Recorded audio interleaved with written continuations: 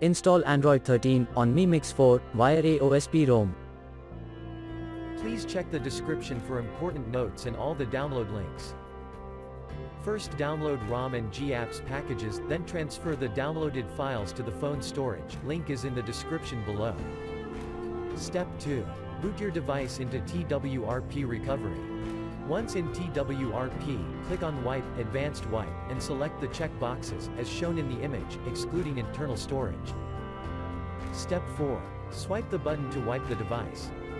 Step 5. Go back to the recovery main screen, and tap on the Install button. Step 6. Navigate to the storage, and select the ROM zip file. Step 7. Finally, swipe the button on the screen, to install ROM file.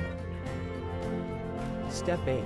Flash the GApps zip package, in the same manner. Step 9. After GApps flashing completes, select Wipe Cache and Dalvik from bottom left side of screen, and swipe to wipe. Step 10. When the flashing process is complete, hit Reboot System. That's it, you have successfully installed the ROM on your device.